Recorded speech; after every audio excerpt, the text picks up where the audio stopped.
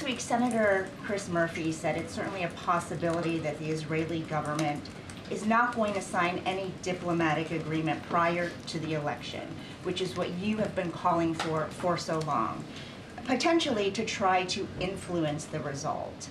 Do you agree? Do you have any worries that Netanyahu may be trying to influence the election and that's why he has not agreed to a diplomatic solution?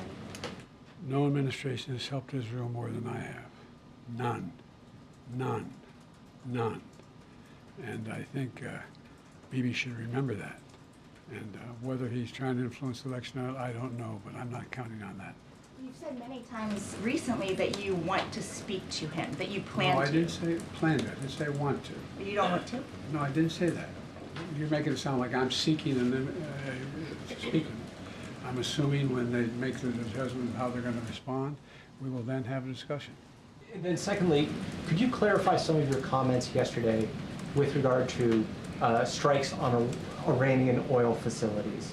What did you mean by them, given some of the reactions we're seeing in the market? Well, look, the Israelis have not concluded what they're going to do in terms of a strike. That's under discussion.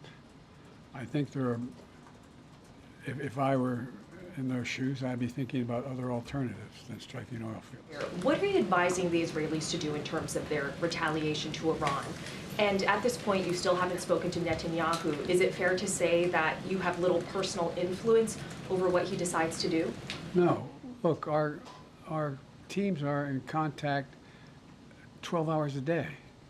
They're constantly in contact. I've already had my presidential daily brief.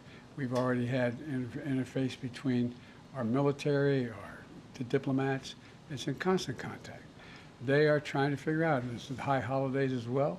They're not going to make a decision immediately, and so we're going to wait to see when they want to talk. But over the past few months, they've consistently defied your administration's own advice. So do you believe that the Israelis are going to listen to the advice you're giving them?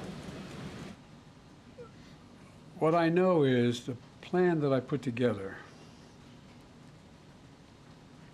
received the support of the UN Security Council, the vast majority of our allies around the world, as a way to bring this to an end.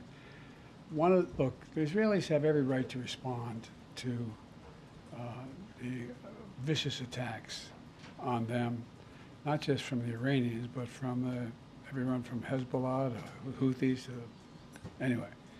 And but the fact is that they have to be very much more careful about dealing with civilian casualties.